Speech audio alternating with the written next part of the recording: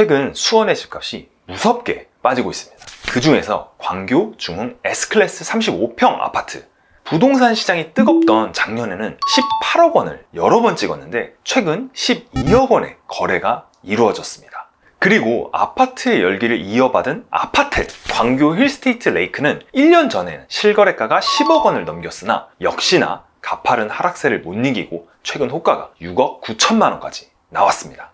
이번 영상에서는 최근 광교 신도시를 필두로 수원 부동산의 가격이 급격하게 빠지고 있는 이유를 알아보고 이런 상황 속에서 우리가 앞으로 왜 광교 신도시를 주목해야 하는지 알아보겠습니다.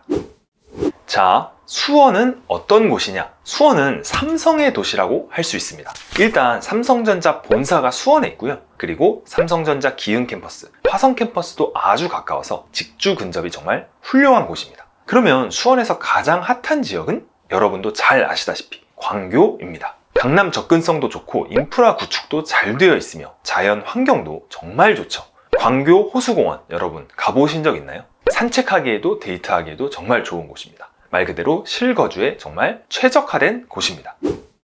그러면 이렇게 살기 좋은 광교 신도시의 아파트 가격이 하락하고 있는 이유는 무엇일까요? 이유는 크게 두 가지. 많은 공급량과 급격한 금리 상승이 그 원인입니다. 먼저 공급량에 대해 설명을 드리자면 시장 경제의 기본 원리는 수요와 공급입니다. 아파트 가격도 마찬가지로 수요에 비해 공급이 과도하게 많으면 자연스럽게 가격은 하락할 수밖에 없습니다. 광교 신도시가 속한 수원에는 올해와 내년에 약 22,000여 세대의 입주 물량이 예정되어 있습니다. 신도시급 규모의 많은 공급이라고 할 수 있는데요. 물론 이번 입주 물량의 큰 비중을 8달구가 차지하고 있지만 이게 수원 전체에 영향을 줄 정도로 많은 공급량인 건 확실합니다. 입주 물량이 많다는 말은 전세 물량 또한 많아진다는 뜻이죠. 그러면 결국 경쟁이 붙어서 전세가가 낮아지게 될 거고요. 낮아진 전세가는 매매가 또한 끌어내리게 됩니다. 아파트 가격이 하락하는 두 번째 이유는 급격한 금리 인상입니다. 미 연준의 빅스텝, 자이언트 스텝으로 인해서 한국은행도 매달 빅스텝을 단행하고 있습니다. 금리가 높아지면 주택담보대출과 전세자금대출의 이자 부담 또한 증가하죠. 이자 부담이 증가하면 사람들의 매수 수요와 전세 수요 또한 감소합니다.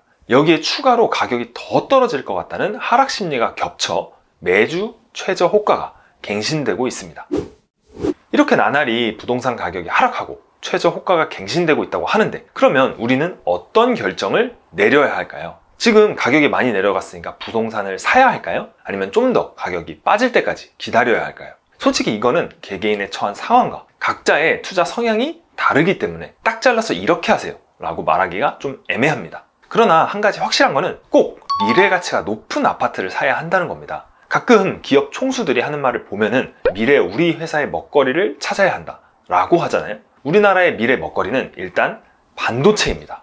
그리고 우리나라 반도체 산업은 삼성전자가 이끌고 있죠. 따라서 우리나라의 반도체 산업이 발전할수록 광교 신도시의 가치는 올라갈 수밖에 없습니다. 여기에 더해 광교는 신분당선을 이용한 서울, 판교 접근성 또한 굉장히 우수합니다. 게다가 경기도청의 이전에 힘입어 앞으로 경기도의 중심이 될 곳이 바로 이곳 광교입니다. 따라서 강남, 판교, 정자와 같은 신분당선 라인에 있는 직장에 다니고 있거나 수원에서 삼성전자 또는 삼성전자와 관련된 회사에 다니고 있다면 급매나 초급매로 광교의 매물을 잡는 건 정말 현명한 선택이 될 수 있습니다.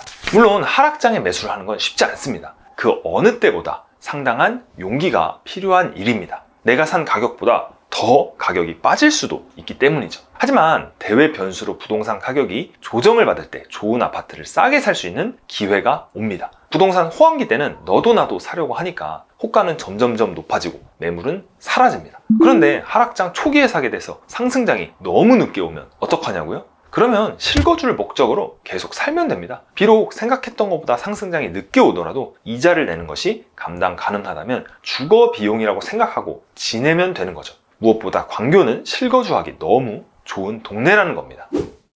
집은 없어도 살 수 있는 사치제가 아니라 전세든 월세든 비용을 내고 살아야 하는 필수제입니다. 집을 사지 않아도 우리는 어떤 방식으로든 부동산 시장에 참여할 수밖에 없습니다. 하락장만을 생각하면서 전월세로 시장에 참여하는 것이 오히려 더 리스크가 클 수도 있다는 말을 뜻합니다. 왜냐하면 이럴 경우 상승장이 올 때를 대비할 수는 없으니까요. 이상으로 이번 영상에서는 광교 신도시를 필두로 수원의 집값이 하락하는 이유와 현재의 위기를 기회로 만드는 방법에 대해서 말씀드렸습니다. 이번 영상이 구독자 여러분에게 많은 도움이 되기를 바라며 나가시기 전에 아래 구독과 좋아요를 한 번씩 눌러주시기 바랍니다.